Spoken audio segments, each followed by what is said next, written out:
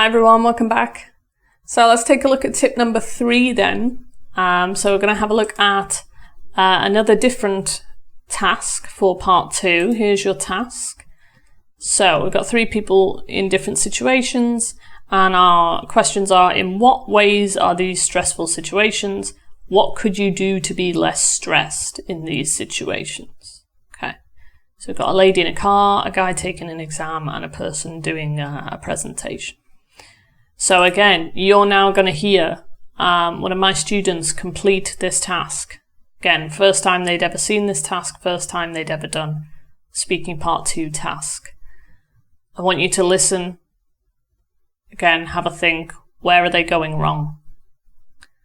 So I'm going to give you a tip, or I'm going to give you a clue. Focus on their vocabulary.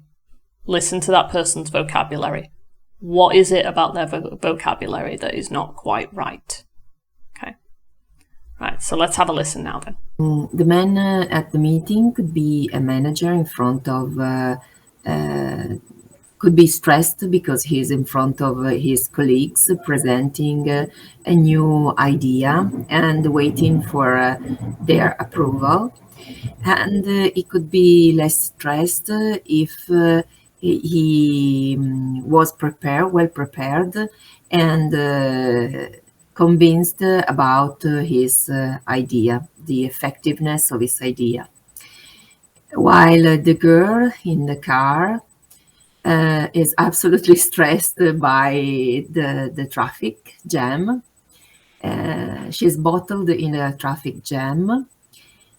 And she's stressful. I guess she's stressful because she maybe she is late for work, and she could be more relaxed if she left her home 5 minutes before her daily schedule, so she could save time and gain time.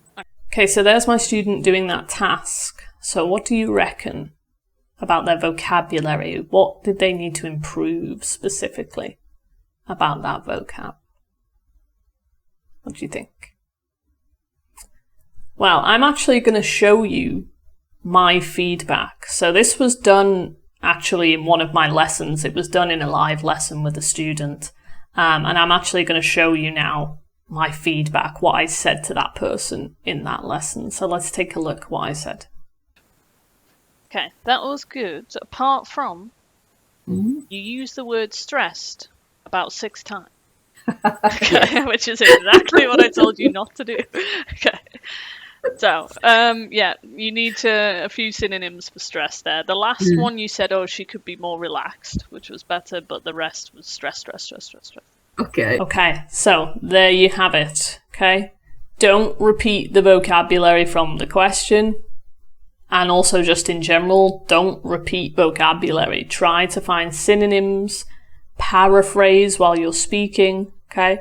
If you go ahead and just parrot that vocabulary from the brief, you'll get a low mark for lexical range, okay? You need to show the examiner that you have lots of different ways of talking, which is, I know it's hard because in the exam, you know, you have that vocabulary there. It's right in front of you. The word stressful, the word stressed, it's right there. So it's really hard not to kind of look at the questions. However, the questions for part 2 are generally kind of arranged in the same way, no matter what task you get. So what I'm actually going to do is I'm going to give you some synonyms that you can use throughout the task. But before we do that, let's just take a look at what that student actually said. Again, this is the transcript for what they said. So you can see in red how many times she said the word stressed or stressful. Okay. So the man at the meeting could be a manager in front of, could be stressed because he's in front of his colleagues presenting a new idea and waiting for their approval. And he could be less stressed, again, number 2, if he was prepared, well prepared and convinced about his idea, the effectiveness of his idea. While, got a nice linking word there, while the girl in the car is absolutely stressed by the traffic jam. 3rd time we've seen the word stressed. She's bottled in a traffic jam. Nice vocabulary. And she's stressful. This is incorrect. You cannot describe a person as stressful. A person is stressed. A situation is stressful. I guess she's stressful, second mistake, because maybe she's late for work, and she could be more relaxed if she left her home 5 minutes before the daily schedule, so she could save time and gain time. Okay.